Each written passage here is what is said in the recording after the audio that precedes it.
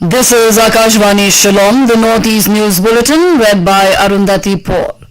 The headlines: 4 village heads from Meghalaya and 3 rural champions from Sikkim will attend Independence Day celebrations as special guests at Red Fort, New Delhi. Mizoram Chief Minister Lalduhuma says state's close proximity to Golden Triangle causes frequent smuggling of drugs from Southeast Asian countries.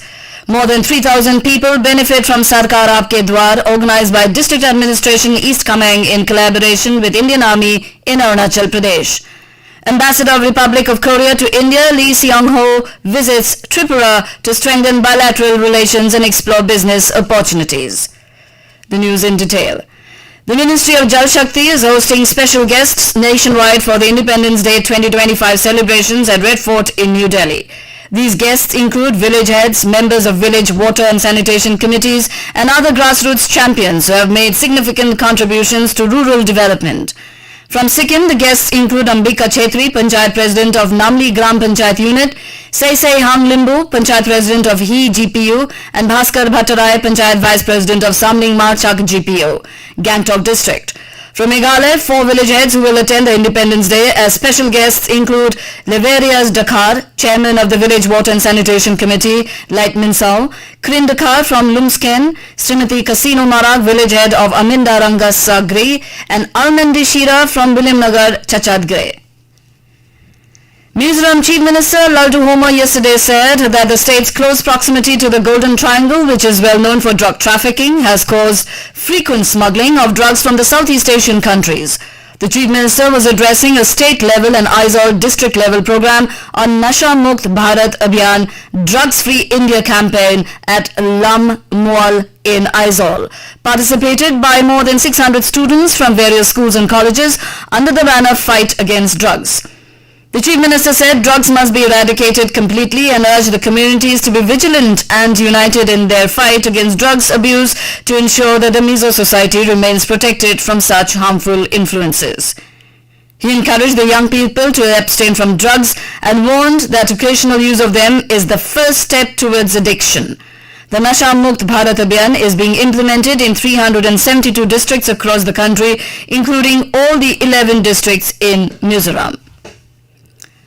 Ambassador of the Republic of Korea to India, Lee Seong-ho, who is on a visit to Tripura as part of his outreach to strengthen bilateral relations and explore business opportunities in the state, yesterday visited the integrated checkpost at Agartala and interacted with officials of the Land Ports Authority of India. Talking to AKASHVANI Agartala, the ambassador expressed delight on visiting the state, noting its rich cultural heritage, abundant natural resources, scenic beauty and strategic location as a gateway to Bangladesh. Highlighting areas of possible collaboration, Lee pointed to the growing interest in Korean beauty products in Tripura, suggesting that Korean expertise in the sector could help to boost the economy and society of Tripura. In Arunachal Pradesh, the District Administration East Kameng, in collaboration with the Indian Army, successfully organized the Sarkar Aapke Dwar in Sepa yesterday. An extensive medical camp, including a specialized eye camp, benefited more than 3,000 people who received free health checkup and eye tests. In a major boost to local health care, the Indian Army donated an ambulance and essential medical equipment to strengthen the emergency response and rural health infrastructure in East Kameng district. Manipur observed the Patriots' Day yesterday, remembering martyrs who laid down their lives during the Anglo-Manipur War in 1891. The observation was held at various places in Manipur and outside the state where Manipuris reside. The state-level observation was held at Bir Tikrandajit Park in Imphal. Speaking at the function, Manipur Governor Ajay Kumar Bhalla, while mentioning about the Anglo-Manipuri War 1891, said, "Our brave forefathers fought against the mighty British, and from these events the younger generation has to learn lessons. Patriotism is not about remembering the past, but carrying forward the ideology that our heroes laid down their lives." In the morning, the governor paid floral tributes at the memorial sites of Yubraj, Tikrandajit and Thangal General, who were hanged to death by the British on August 13, 1891. In a spirited celebration of patriotism, the Bharatiya Janata Yuva Morcha Nagaland launched a statewide Har Ghar Tiranga Yatra bike rally yesterday. Over 300 bikers participated in the Dimapur leg of the rally, including 2 female riders who were specially acknowledged for their active involvement in the male-dominated ride. Similarly, in Arunachal Pradesh, Governor K.T. Parnaik distributed the national flag to officials and staff of the Raj Bhavan as part of the nationwide Har Ghar Tiranga campaign. While presenting the flags, the governor urged everyone to nurture the spirit of nationalism and unity. Assam Governor Lakshman Prasad Acharya yesterday convened a meeting with the Directorate of Sainik Welfare at Raj Bhavan in Guwahati, focusing on the welfare and empowerment of ex-servicemen and war widows in the state. The meeting was attended by Lieutenant General retired Rana Pratap Kalita and Director of Sainik Welfare Brigadier retired Palash Chaudhary, along with senior officials. The governor engaged in a threadbare discussion on strengthening welfare initiatives and emphasized the need as to how Sainik Welfare Board can serve as a catalyst for the empowerment of ex-servicemen and integration of the nation. Meghalaya Chief Minister Conrad Kesangma yesterday laid down the foundation stone for the beautification and upgradation of the Udo, one of the oldest and largest traditional markets in Meghalaya. The initiative aimed at improving both infrastructure and aesthetics will be executed in 3 phases.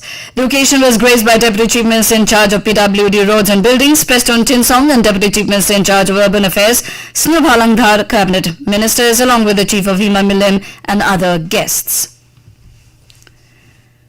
The Meghalaya State Education Commission yesterday submitted its report to the state government following extensive consultation with educators, professionals and teacher associations. The report addresses key areas including school consolidation, higher education reform, teacher training, student performance and structural transformation across the education sector. Meghalaya Chief Minister Conrad Sangma said this will serve as a vital roadmap for stakeholders and policymakers committed to driving meaningful reform and shaping the future of education in Meghalaya. In Tripura, with an aim of making rural women self-reliant, a 3-day training camp has started at Kwai Divyodaya Agricultural Science Centre, Tripura, under the initiative of the State Science and Technology Department. In this program, the women will be taught how to prepare daily necessities like soap, incense sticks, idols, face wash, phenyl, through organic methods using 5 elements: milk, curd, ghee, cow urine and cow dung. Scientists from Maharashtra's Mahatma Gandhi Institute of Rural Industrialization will provide the training to a total of 65 women. Mizoram's lone Lok Sabha member Richard Van Lal Mangheha urged the Border Roads Organization to expedite the ongoing projects and resolve land acquisition issues in the state. During a meeting with BRO Director General Lieutenant General Raghu Srinivasan at the BRO headquarters in New Delhi, Richard urged the director to expedite the construction of roads and other developmental infrastructures currently being undertaken by the BRO across Mizoram. He also requested the BRO Director General to take steps to ensure that the construction of concrete bridges, which has been halted for some time, to be resumed. The Northeast will now have 2 Indian Institutes of Management, with the Union Cabinet giving its approval to a bill to set up an Indian Institute of Management at Guwahati in Assam. The IIM Guwahati will be the 2nd IIM in the Northeast after Shillong and the 22nd IIM in the country. The move further strengthens Guwahati's position as a major education hub in the region, already home to premier institutions such as the Indian Institute of Technology Guwahati, National Law University and Judicial Academy, and All India Institute of Medical Sciences. As the nation prepares to celebrate Independence Day, let us come together not just as individuals but as one people, one heartbeat, one India. Under the Har Ghar Tiranga campaign, let's proudly hoist the Tiranga from today to the 15th of August, at every home, in every heart. This is more than a flag, it's a feeling, a legacy, a symbol of our freedom. This Independence Day, let the tricolor wave from every rooftop and rise in every soul. Don't forget to click a selfie with Tiranga and share it on social media. Join the movement, celebrate unity, celebrate India. Visit harghartiranga.com for details. And before we end, the headlines once again. 4 village heads from Meghalaya and 3 rural champions from Sikkim will attend Independence Day celebrations as special guests at Red Fort, New Delhi. Mizoram Chief Minister Laldu Homa says state's close proximity to Golden Triangle causes frequent smuggling of drugs from Southeast Asian countries. More than 3,000 people benefit from Sarkar Aapke Dwar, organized by District Administration East Kameng in collaboration with Indian Army in Arunachal Pradesh. Ambassador of Republic of Korea to India, Lee Seo-ho, visits Tripura to strengthen bilateral relations and explore business opportunities. And with that, we end the Northeast News Bulletin from the AKASHVANI Shillong. Have a nice day.